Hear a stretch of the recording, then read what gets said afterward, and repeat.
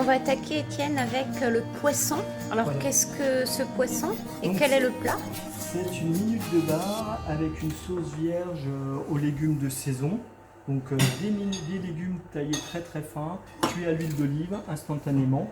Et on va faire la minute de bar. Donc c'est une cuisson qui se passe au four, simplement avec de l'huile d'olive. On va le cuire comme ceci. Et pourquoi on choisit cette cuisson-là? C'est pour éviter déjà les odeurs à la cuisson. Et la peau, elle va être imperméable, elle va nous garder l'eau naturelle du poisson et pour garder son moelleux. Julien, vous avez l'habitude de cuisiner le poisson à la maison? L'habitude, pas comme le chef.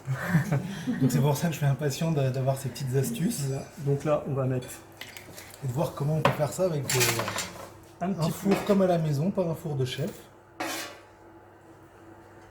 Donc toujours bien assaisonner notre poisson. Ça, je ne connaissais pas cette technique. Sel et piment d'Espelette.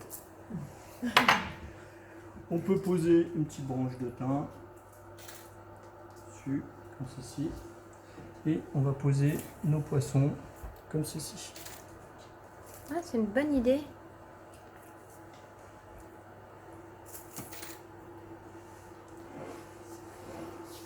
On va juste le remettre un petit peu d'huile d'olive. On a préchauffé le four? On a préchauffé le four à 160. Voilà. 52 degrés. Hein. 52 Cuisson du degrés poisson. à cœur pour le poisson. Et on verra au dernier moment, on retirera la peau. Quand on appuiera légèrement avec le doigt, la chair va légèrement s'écarter. Ça veut dire qu'on sera sur une cuisson à 52-54 degrés, tout en gardant le côté nacré et le côté rosé au-dessus de la peau. Beaucoup de gens n'aiment pas forcément, aiment le poisson, mais n'aiment pas le cuisiner. Tout à fait. Qu'est-ce qu'on peut leur dire? Et qu'il ne faut pas avoir peur, il faut essayer d'utiliser des fours pas trop chauds, quand on le saisit, il faut que le marquer, mais pas l'agresser non plus dans la cuisson. Et puis ensuite le laisser mijoter et l'emmener à sa cuisson parfaite. 10 minutes on dit? Allez, 10 minutes. Les gourmands sont en train de manger. Faut dire que de bonnes choses sont à table. Là, on va passer à la garniture, Étienne. On va passer à la garniture. Donc la garniture, c'est toujours un taillage toujours fin de légumes. Et on va l'accompagner, on va faire un petit trait de coulis. Là, j'ai apporté une tapenade, donc simplement une purée d'olive noire. tapenade d'olive noire. Et puis un petit pesto, voilà, pour garder vraiment le côté soleil. Quelques petits pois, donc ça c'est des pois sucrés qu'on va cuire maintenant. Des tomates séchées. Des tomates séchées, un petit peu de fenouil cru râpé. Voilà. Et ensuite, il n'y aura plus qu'à dresser. Il n'y aura plus qu'à dresser. Okay. Et dans les petits légumes, qu'est-ce qu'on a? Dans les petits légumes, Poivron. la courgette jaune. Ouais. Donc, je ne sais pas si vous... Souvent, voilà, on la trouve de temps en temps. Un petit peu de tomate, un petit peu de fenouil, un petit peu d'oignon rouge et un petit peu de poivron. Et une touche acidulée sucrée de la pomme. Ok. Ah,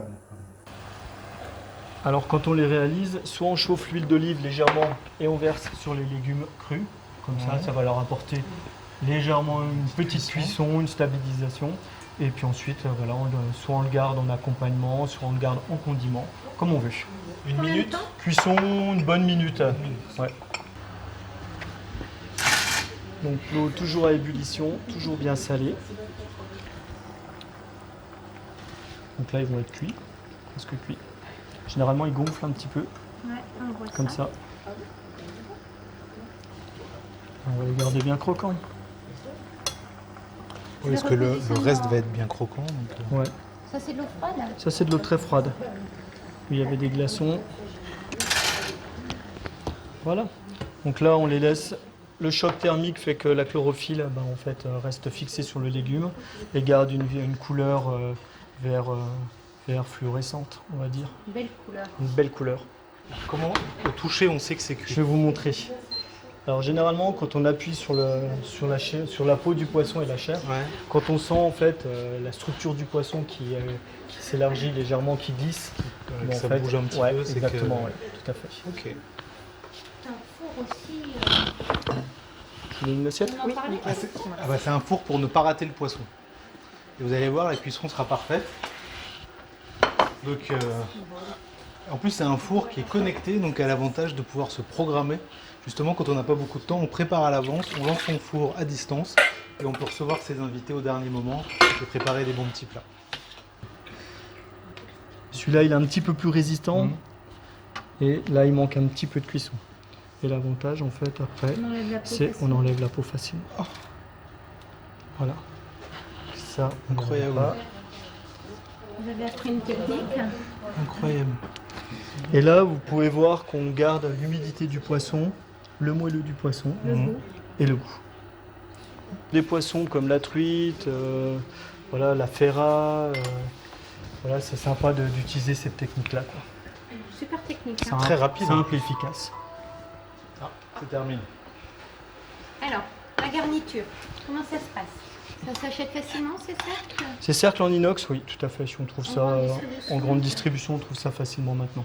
Donc c'est pratique d'en avoir 2-3 tailles différentes, 2-3 épaisseurs différentes. Et ça permet de finaliser avec une netteté nos assiettes, en fait. Une assiette propre. Exactement. Et il y a même des carrés. Il y a même des carrés, il y a toutes les formes maintenant. Généralement, on va utiliser juste ma petite pince.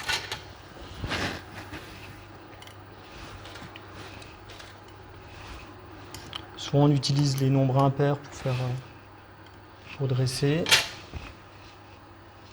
C'est un père? Généralement oui. Ah, je sais pas.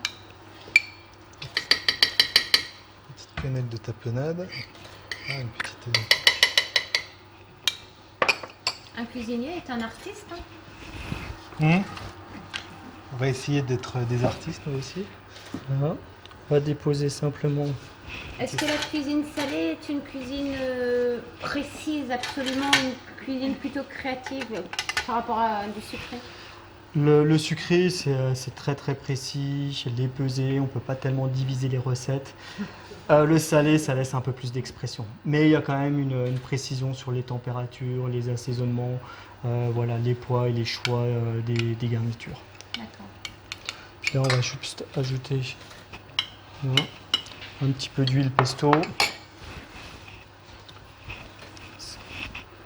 Final. On va rajouter Que juste ça, un petit fenouil, voilà.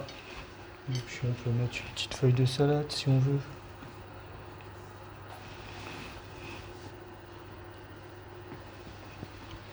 Alors souvent je vais garder un petit peu d'huile. Souvent on huile voilà, les éléments qu'on met dans les assiettes pour avoir la brillance. qui brille. C'est pour ça qu'on prend du poids quand on mange au resto. Voilà. On peut rajouter un tour de moulin à poivre. Un petit peu, hein. Ouais, on pourrait rajouter de la fleur de sel. Après, c'est vraiment en fonction de ses goûts et de ses envies. Top.